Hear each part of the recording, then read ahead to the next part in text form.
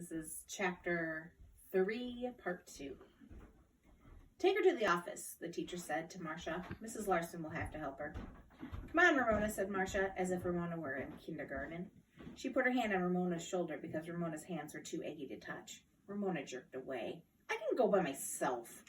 With that reply, she ran out of the cafeteria. She was so angry, she was able to ignore the giggles and a few sympathetic looks of the other children. Ramona was mad at herself for following a fad. She was furious with Yard 8 for grinning at her. Most of all, she was angry at her mother for not boiling the egg in the first place.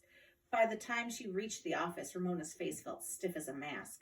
Ramona almost ran into Mr. Whitman, the principal, which would have upset her even more. He was someone Ramona always tried to avoid, since Beeses had told her that the way to remember how to spell that kind of principal was the principal of the school was to remember that it ended in P-A-L and not P-L-E because the principal was her pal. Ramona did not want the principal to be her pal. She wanted him to mind his own business, aloof and important in his office. Mr. Whitman must have felt the same because he stopped, almost jumped quickly aside. Mrs. Larson, the school secretary, looked at Ramona, sprang up from her desk and said, "Oh, looks like you need a little help, don't you?" Ramona nodded, grateful to Mrs. Larson, like behaving that eggy third graders walked into her office every day. The secretary led her into a tiny room equipped with a cot, wash basin, and a toilet that adjoined the office. "Let's see," said Mrs. Larson. "How shall we go about this? I guess the best way is to wash your hands, then dunk your head. Have you heard of egg shampoos, haven't you? They're all supposed to be wonderful for your hair." "Yow!" yelped Ramona when she dipped her head into the wash basin. "That water's cold." "It's probably a good thing we don't have warmer water," said Mrs. Larson. "You wouldn't want to cook the egg in your hair, would you?" She rubbed and Ramona snuffled. She rinsed and Ramona sniffed. Finally, Mrs. Larson said, "That's the best I can do," and handed Ramona a wad of paper towels. "Dry yourself off the best you can," she said. "When you can wash your hair when you get home." Ramona accepted the towels, and she sat down on the cot, rubbing and blotting and seething humiliation and anger.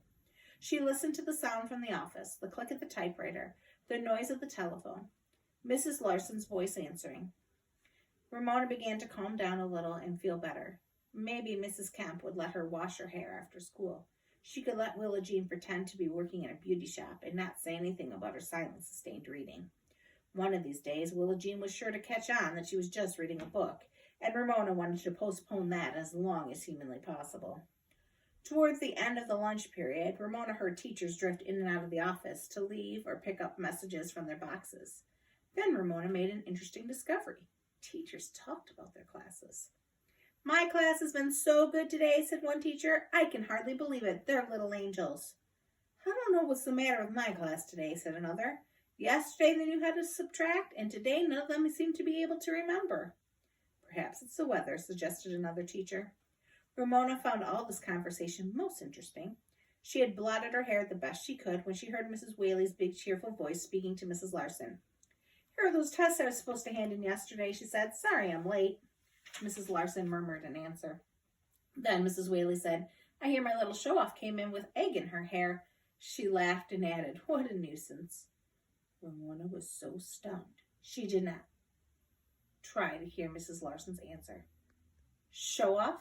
Nuisance? Did Mrs. Whaley think that she'd broken a raw egg into her hair on purpose to show off? And to be called a nuisance by her own teacher?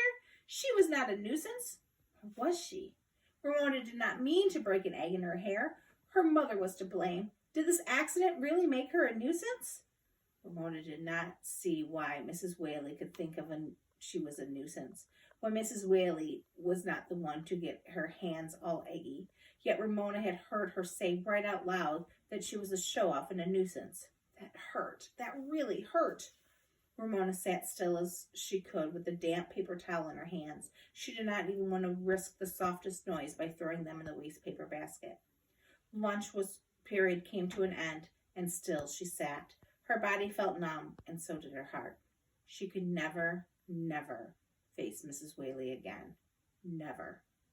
Mrs. Larson's typewriter clicked cheerfully away, and Ramona was forgotten, which was the way she wanted it. She even wanted to forget herself and her horrible hair, now drying into stiff spikes. She no longer felt like a real person. The next voice Ramona heard was that of Yard Ape. "Mrs. Larson," he said, as if he'd been running in the hall. "Mrs. Whaley said to tell you that Ramona didn't come back from lunch." The typing stopped. "Oh my goodness," said Mrs. Larson, and she appeared in the doorway. "Why, Ramona, are you still here?" How was Ramona supposed to answer? "Run along back to class with Danny," said the secretary. "I'm sorry, I forgot all about you." "Do I have to?" asked Ramona. "Of course," said Mrs. Larson. "Your hair is almost dry. You don't want to miss class." Ramona did want to miss class. Forever. The third grade was spoiled. Forever. "Ah, come on, Ramona," said Yard Ape, for once not teasing. Surprised by sympathy from Yard Ape, Ramona reluctantly left the office. She expected him to go ahead of her, but instead he walked beside her, as if they were friends instead of rivals. Ramona felt strange walking down the hall alone with the boy. As she trudged along beside him, she felt she had to tell someone the terrible news. "Mrs. Whaley doesn't like me," she said in a flat voice. "Don't let old Whaley get you down," he answered. "She likes you okay. You're a good kid." Ramona was a little shocked at hearing her teacher be called Old Whaley. However, she was squeezed comfort from Yard Ape's opinion. She began to like him, really like him. When they reached their classroom, Yard Ape, perhaps thinking he'd been too nice to Ramona, turned to her and with his old grin yelled, "Egghead!" Oh, there was nothing for Ramona to do but follow him into the room.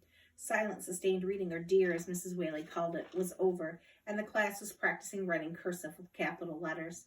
Mrs. Whaley was describing the capital M as she wrote it on the board. Swoop down, swoop up, down, up again, and down. Ramona avoided looking at her teacher. She got out her paper and pencil and began to write the capital letters of the alphabet in careful script. She enjoyed the work, and it soothed her hurt feelings until she came to the letter Q. Ramona sat, looking at the cursive capital Q, the first letter of her last name. Ramona had always been fond of the Q, the only letter of the alphabet with a neat little tail. She enjoyed printing the Q, but she did not like her written Q. She had to make it right, but it looked like a big floppy 2, which Ramona felt was a dumb way to make such a nice letter. Ramona decided right then that there was no way ever again she'd write a cursive Q. She would write the rest of her name in cursive, but she would always, no matter what Mrs. Whaley said, print the capital Q. "So there, Mrs. Whaley," thought Ramona. "You can't make me write a cursive Q if I don't want to." She began to feel like a real person again. Boys and girls, this is, I don't know if you remember me telling you when we learned how to write the cursive letter Q. When I was in school, it looked like a 2, the cursive Q. Now we print it, just like Ramona wants to print her cursive capital Q with the cute little tail. The next chapter we'll be reading is chapter 4, The Quimby's Quarrel. Quarrel is another way to say fight, so stay tuned for that chapter.